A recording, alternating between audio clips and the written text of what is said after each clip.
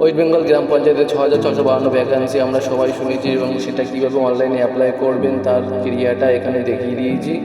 Step by step বুঝে নিন। যে কোনো একটা ব্রাউজারে গেলাম, ব্রাউজারে গিয়ে এখানে সার্চ করবো WBPRMS, নিচে চলে এসছে, ক্লিক করলাম। ক্লিক করার পরেই একটা যে ইন্টারফেস আসবে, এখানে দেখুন একটা বিশেষ নির্দেশিকা দিয়েছে। এই বর্তমানে এই পোর্টালে শুধুমাত্র রেজিস্ট্রেশন ও প্রোফাইল সম্পন্ন করা চলছে। আগামী দিনে district level selection committee DLSC তাদের নিজ শূন্যপদ বিজ্ঞাপনের মাধ্যমে ঘোষণা করলে আবেদন করার প্রক্রিয়া শুরু হবে। নিয়মিত আপডেটের জন্য নজর রাখুন। যাই হোক, এটা স্কিপ করে যান, অসুবিধা নেই। এবার ডান দিকে রেজিস্টার নাওতে ক্লিক করুন। সেখানেও একটি ইম্পর্টেন্ট ইনস্ট্রাকশন দিয়েছে। ইনস্ট্রাকশনটা ভালো করে পড়ুন, পড়ে তারপরে ওটাকে ক্লোজ করে চলে আসুন। ক্লোজ করার পর এখানে দেখুন mobile number, email ID, first name, middle name, extra যেগুলো আছে, যেমন আছে ঠিক সেইগুলো তেমন ফিল করুন। এবং অবশ্যই মনে রাখবেন যে পাসওয়ার্ডটা দেবেন সেটা তো দুইবার দিতে হবে, এবং স্ট্রং দেবেন। তারপর এখানে ক্যাপচা দেবেন, দিয়ে সেন্ড ওটিপির কাজ কমপ্লিট হলে, যে ওটিপি আসবে সেই ওটিপির কাজ কমপ্লিট হলে তারপরে লগ ইনে যাবে। লগ ইনে গিয়ে যে মোবাইল নাম্বারটা দিয়েছিলেন সেই মোবাইল নাম্বারটা দেবেন, যে পাসওয়ার্ডটা দিয়েছিলেন সেই পাসওয়ার্ডটা দেবেন, তারপরে ক্যাপচা দেবেন, দিয়ে ওটাকে লগ ইন করে দেবেন। লগ ইন করার পরে এরকম একটা ইন্টারফেস দেখাবে। অনেকে বলছে নাকি এই পর্যন্ত করে রাখলেই কমপ্লিট হবে রেজিস্ট্রেশন, কিন্তু যেহেতু এখানে উপরে একটা লাইন আছে দেখুন, before applying the job please complete profile, to complete your profile please click edit profile. তো নিচে এই যে এডিট প্রোফাইল, এখানে আমি ক্লিক করলাম। ক্লিক করার পরে এরকম একটা ইন্টারফেস দেখাবে। এরকম ইন্টারফেস দেখানোর এখানে দেখুন, এখানে ফটোর জায়গা আছে, যেহেতু আমি আপলোড করেছি এই জন্য দেখাচ্ছে। এখানে ক্লিক করলাম।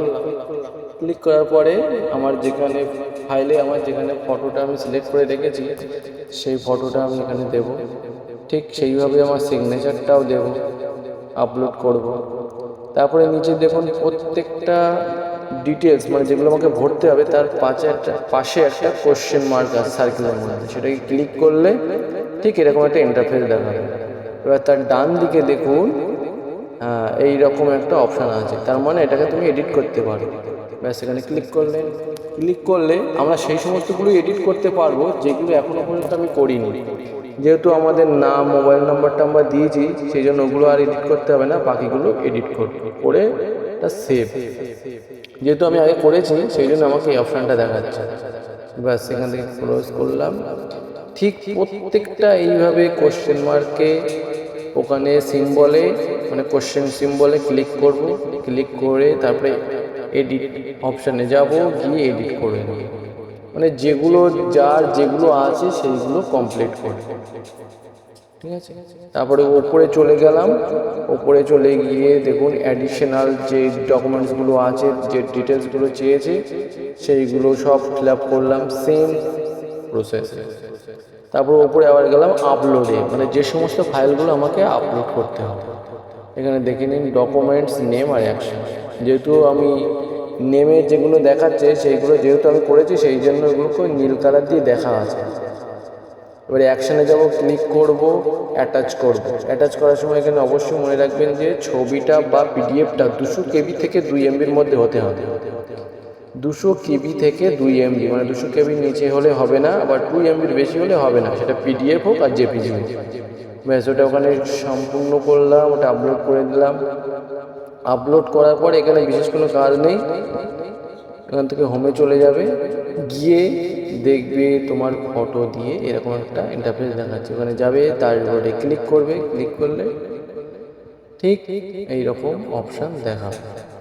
তার মানে এটা কমপ্লিট হয়ে গেছে। এখান থেকে তুমি এখন লগ আউট করে দিতে পারো।